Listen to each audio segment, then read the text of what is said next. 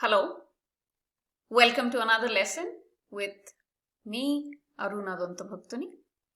So in today's lesson, we will cover the data type in R called vectors. So in this lesson, you will learn about vectors, which is a sequence or a column of data. The data elements must be of the same kind. That is, they could be either a string of characters or a numeric string. So in this case, we are actually looking at gender, that is male or female, in random. And you can see that there is a new command that we are introducing to you, which is the C command. So one needs to use the C command when you're talking about assignment of vectors. So now we can see the use of grepl. We had introduced grepl in a couple lessons earlier.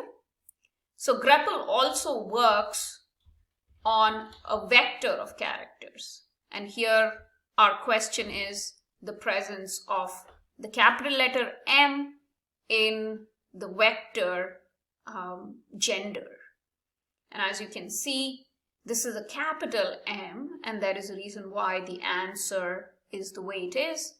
Even though M is a letter found in female, it is not in capital. That is the reason why the answer comes out as false.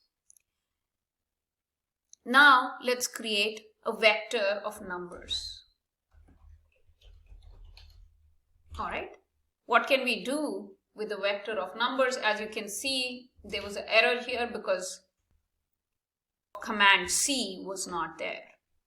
Now that we have seen that vector, what can we do with vectors? We can get a sum or a mean calculated. Let's calculate the mean and the sum for the previous vector.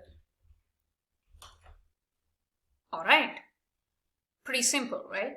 Now let's look at how do we deal with the missing data, and the missing data being represented as an NA, which happens to us very often when we are working with real data.